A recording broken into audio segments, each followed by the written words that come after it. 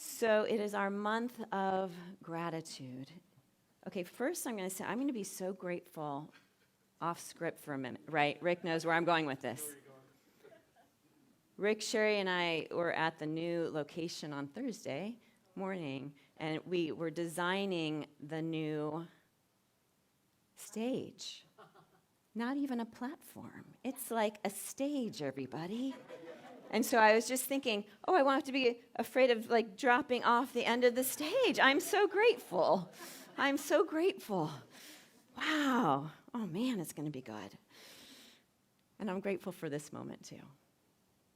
Yeah. Mystic theologian Meister Eckhart said, if the only prayer you ever say in your entire life is thank you, it will be enough. Yeah. So when our boys were young, we have two sons. They're now 18 and 22. Some of you are like, really? Yes. When they're real young, before bedtime, we had a family gratitude journal. And so we'd all jump in Mom and Dad's big bed, and we would have our journal, and we'd write down, each of us, 3 things that we were grateful for that day. And then the boys loved looking back at that later because it was just cute what they liked when they were, or were they grateful for when they were 2 or 3 or 4. And now they were 10 or 11, and then they'd look back, and they would think it was hilarious. And then as they got older, I would just, during their bedtime routine, I would just ask them, what are 3 things you're grateful for today? Now, after a while, of course, it would start to get to like mom, dad, brother, house, food, And I'd have to say, and what else? And what else? Let's go a little bit more here. What else are we grateful for? And many of you, of course, know my own story with having a very challenging health crisis in 2016, 2017. And it was gratitude and my gratitude list that really got me through that challenging time and the dark night of the soul. I would write, whenever I felt really down, I would take out a gratitude list and I would list what was I still grateful for, what could I still do? And then I would go back and read the whole list. And of course, the list kept getting longer.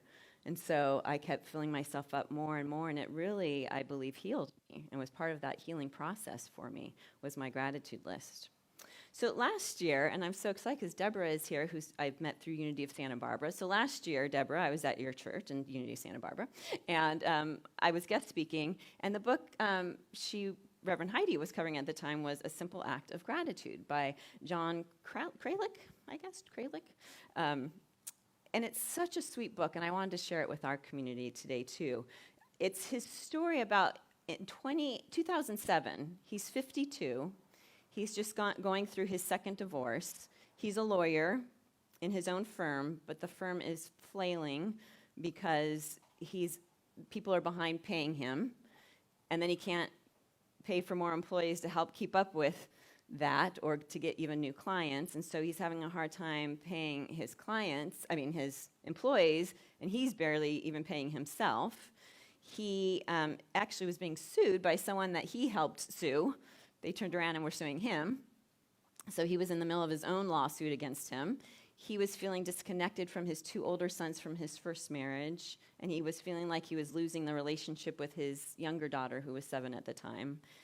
And then because he was paying for the house for his ex-wife and daughter and an apartment for his younger son who was in his last year of college, he was in this apartment that he said it was a dump. I mean, he describes it, and it's, he's in like the worst part of kind of Pasadena in this really terrible apartment. And so his life is really, he's depressed. And it's December 2007, around December 22nd, and his old buddy from law school, from U of M, calls him and says, hey, how you doing? Now, most of us, when a friend calls out of the blue, what do we say? I'm fine. Oh, what do you want? Now, that's...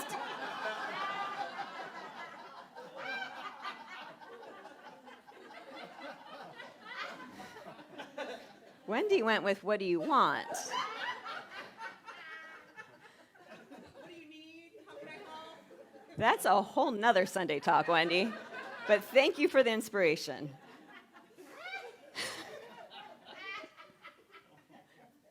That's hilarious. Okay. So actually, for a lot of us, we would just blurt out, I'm fine, right? We would just say, I'm fine. However, John says, I'm terrible. I am terrible. I'm not good. Life is really bad right now. So his law school friend invites him out to lunch, and he just says, you know what, everything's going wrong in my life. Every area in my life right now is going wrong, and I'm really depressed, and I don't know how to get out of it. And his law school friend asked John, well, what about your girlfriend? He had, started dating this woman. He knew he was excited about him, and he says, oh, well, she broke up with me last night. So life is really not good. So a couple days later, on December 24th, him and his now ex-girlfriend decide that they will exchange Christmas gifts, but he feels like things are over, right? They exchange a gift. So now it's New Year's Day. They're supposed to be hiking in the mountains of Pasadena together for New Year's Day, but he's alone. And he's hiking, and he starts to kind of get lost both in his thoughts and on the path. So he's kind of in the middle of nowhere. And he says he's wandering through, and he's thinking about the fact that he always wanted to be a writer. Here he is a lawyer, but he always had this deep desire to be a writer, to be an author. And so he's thinking about that. And then all of a sudden he hears a voice, and I have a slide for it. Does someone want to hit the slide for it? Here's what the voice says. It says, until you learn to be grateful for the things you have, you will not receive the things you want. Oh. Okay. Here's what the voice says. Until you learn to be grateful for the things you have, you will not receive the things you want. So he's sitting on this rock, and he's really thinking about that. And so then he starts again wandering and trying to find his way back. And then he starts to remember that when he was 5, his grandfather would give him a silver dollar, and he would tell John, I'm going to give you the silver dollar, and if you write a thank you note to me, I'll give you another one, because that's how thank you letters work, he told him. So at 5, he wrote a thank you letter to his grandfather, and he got another silver dollar. So he was now remembering this too. So he decides at that moment in his life, he kind of found his way back to the path. And then he thinks, you know what? I'm going to take on this challenge to write a thank you letter, a handwritten thank you letter to someone every day of this next year. 365 thank you notes. Because he says, if my grandfather was right, I will have a lot more of what I am thankful for by the end of the year. If the voice is right, I will begin to get the things that I want. And he said, and I had nothing to lose, so I thought, go for it. So the next day, it's the end of his really first day of this new commitment, January 2nd, and he still hasn't written his first thank you note, but he receives a thank you note from his ex-girlfriend for that gift that they exchanged on the 24th. And it touches him so deeply, and he's so moved by it that then he realizes, that's where I can start. I can start with the thank you, with the Christmas gifts that I've received at Christmas time. So he starts writing his notes. And he decides that when he writes these notes, he doesn't want to just say, thanks for the gift, but he really wants to consider the gift itself and what it meant for that person. What was the message behind the gift, and how it's improved his life, and maybe even adding, what they have meant to him, what their friendship has meant to him, what their relationship has meant to them. So more than just thanks for this, it's really about thanking the person for every part of that gift and how they've shown up in his life. And so he writes his first thank you note for a Christmas gift his oldest son has given to him. It's a Keurig, single maker, coffee maker. And he goes to address the envelope and realizes he doesn't even have his son's address. He realizes he's never been there. He knows his older son has a girlfriend. He's never met her. And now he's feeling really disconnected. So he calls his son, and he says, hey, I wanted to send you something. Can I get your address? And his son says, I'm so glad you called, Dad. I was just about to call you and invite you to lunch. So they go out to lunch. And his son pays for lunch, which John is grateful for because he said he actually couldn't afford lunch. So his son pays for lunch. It's worth the alarms. And not only that, but pays back a loan, a $1,400 loan One of those things that as parents you think, I'm never getting this money back. Yeah. So his son takes him to lunch and pays for all of it. So then he realizes he has what? Another thank you note to write. And so this is what he writes. This is his second note he ever wrote. Dear son, thank you for paying back the loan. It was a great day for me because actually I really needed the money at this moment.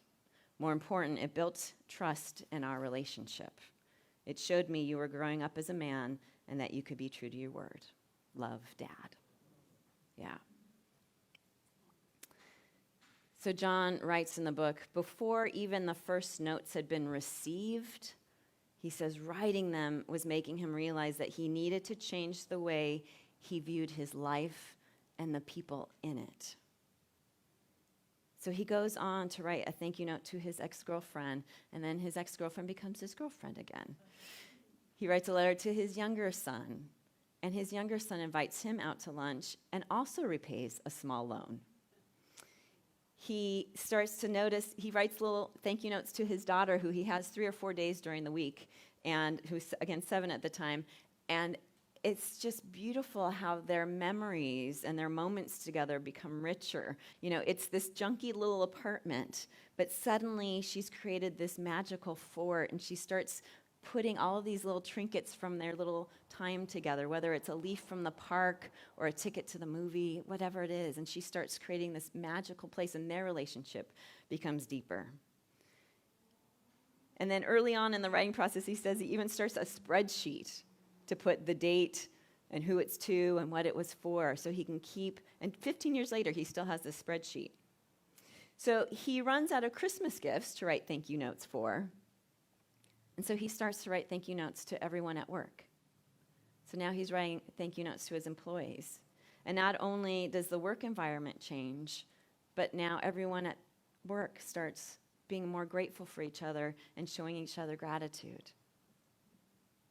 Even in their business emails together. And thank you for doing this, and thank you for this act. And then he starts sending thank you notes to clients, especially those who pay on time. And guess what? He receives more clients who pay on time. And then he starts to get more clients, and his law firm starts to grow. He discovers that writing thank you notes help change upset, fear, self-pity to a peaceful joy. In fact, by the end of February, if someone asked him how you are, he says instead of reporting about his struggles and the negative things happening in his life, instead he talks about what he's grateful for. And he said it's such an unconscious change. He didn't mean to change, right? But he says that focusing on something that he's thankful for changed who he was, how he was showing up. He started using words like, I'm thankful, I'm blessed, I'm grateful more often. And then by March of that year, just in a few months, he went back out to lunch with that law school friend. And his friend says, wow, I really see such a difference in just a few months. He says, some things you're describing to me are better and some are worse, but yet you seem like you've changed. You sounded better on the phone, and you look so much better here now in person. What is up with you? And John says, I've been writing a thank you note every day for the last 3 months, handwritten. So today, John is Judge John Kralik. He is a judge of the Superior Court of Los Angeles County. He's been serving since 2009. He also went on to run a triathlon. That was something on his list, and he gains friends there. By the time he wrote the book in 2011, he had written 730 thank you notes. And he said his entire life turned around from one simple act: writing handwritten thank you notes. It reminded me of a quote from Oprah. She says, the more you praise and celebrate your life, the more there is in life to celebrate. Yeah, the more you praise and celebrate your life, the more there is in life to celebrate. And I remember last year, seeing a cartoon in the Sunday comics. It was a little girl and her cat. They were sitting on a dock, and they were dropping pebbles in the water and watching the ripples flow out. And the girl says, it's funny how a little pebble can change the whole pond. And her cat responds, maybe you'll grow up to be a little pebble. Yeah, all of us have an opportunity to be a little pebble that causes positive ripples in the lives of those around us. So as I read this book, and I finished it on Tuesday, and then I got right to writing. Now, I'm going to admit something, folks. Lately, I've been writing my Sunday talks on Friday and Saturday. But this week, I was so touched by this book that Tuesday morning, I got up and I just started writing. And as I was reading it and as I was writing, immediately a list of people I'm grateful for came to me. So let's see. I was crying then. Let's see if I can get through it today now.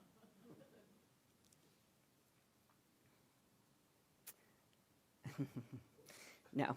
Yeah. Yeah. I'm so grateful for Judy because she has worked negotiating from the Masons, getting us out of our contract and our new lease to get us in our new space. She has worked tirelessly, so many hours. And she's been a prayer chaplain for years for us. I'm so grateful. For our other board members, Freddie, who's here, and Rhonda, so grateful. Paula, who keeps our finances on track, makes sure we're in integrity. I'm so grateful. For Sherry and Rick. The reason you can hear me right now is because of Sherry and Rick. Everything you see here, there is Sherry and Rick. Keeping our community together was helped by Sherry and Rick. So not just their talent, everything. I'm so grateful. Okay, I can't even look at Suwan. Suwan has been a lifesaver, blessing this community so much. Michael in the office, I'm so grateful.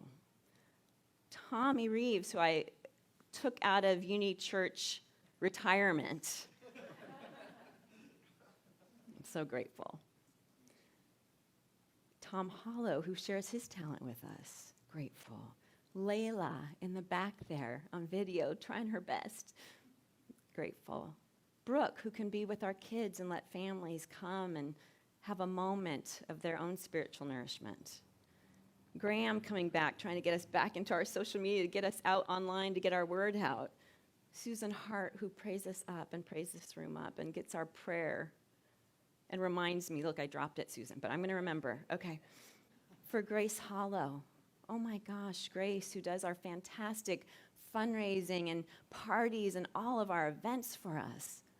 Oh my gosh. For Jane, for all of your prayer. Jane, and Janie, I got both of you. Janie, for all your prayer work. Thank you. Jane Brown, oh my gosh. Such a pillar in this community. I'll make it, everyone. It's a long list. For Wendy, thank you. For Kay, thank you. For Jody, who I know watches, one of our family members, thank you. For Betsy. Oh my gosh, Betsy, you're like, now we throw you into like the slides sometimes, Betsy. I'm seeing my friend in the back there too who came today. Thank you. For Martha, for her flowers. For Rick Fellows, who's here and always one of my biggest supporters, cheerleaders. I feel down and he's like, Stacy, that was fantastic. And I'm like, okay, Rick said it's fantastic. It's good. Carol and Jim, our new members. For Jules, our new member, who's shown up so fantastically. Cindy and Clara, new folks coming in and blessing us. Chris and Steve. For Donna, oh my gosh. Okay, Donna really runs the church, everyone. Keeps us so organized. I've like lost my place, everyone. Twyla,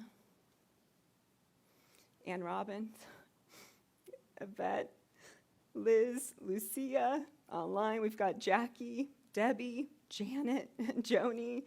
We have Richard Geyer and all the past board presidents and all the past boards. We've got Nick and Julian and Sherry James, my pandemic buddies. And we've got Juan, who has done platform, youth, and seriously, folks, holds me up. All are positive ripples in the lives of those around them, especially in this church community, and I'm so grateful. And then there's someone I want to highlight, and someone who I want to really take a special moment to honor, and that's Lucy. So Lucy, will you come up? Yeah, you.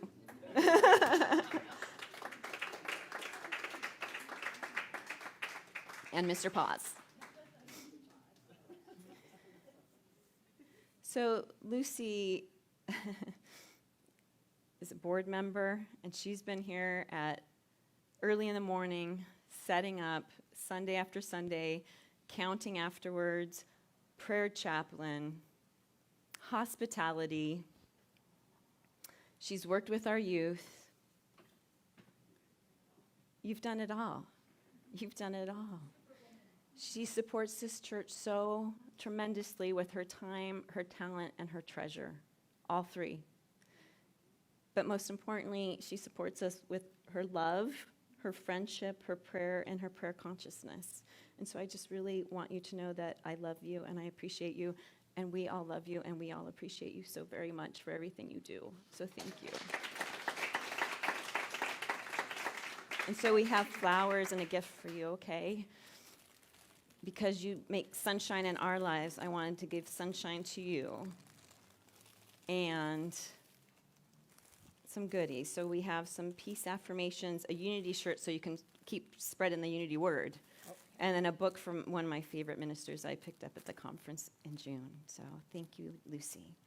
So I'm going to give that to you. And can we all give her our unity blessing? So if we rub our hands together and put all of your love and energy in there.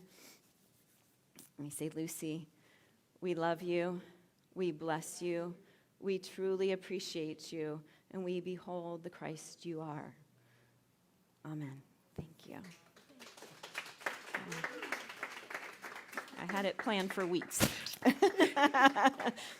We need to acknowledge you. Oh, you're going to help maybe Juan. See, Juan's good. He's also the guardrail, too. Yeah. So a simple daily prayer can be, I'm so grateful. Thank you. Can we say that together? Let me say it first again. I am so grateful. Thank you. Together. I am so grateful. Thank you.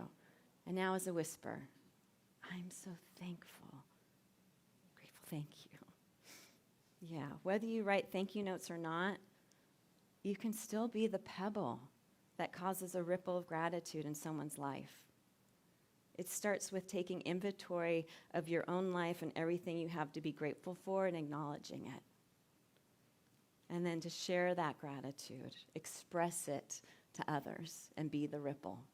Be that pebble that sends out gratitude and can change other people's lives.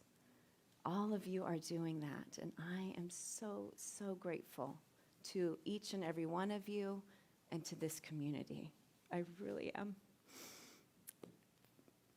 Julia, you were on my list. I see you now. Suzanne, you were also on my list. I see you now. Dana, thank you. Alex, thank you for saying thank you to me. Thank you. Melba. Okay, you were too. Everyone was on my list. Sorry, the tears got in the way. I'm so grateful. Thank you. Amen.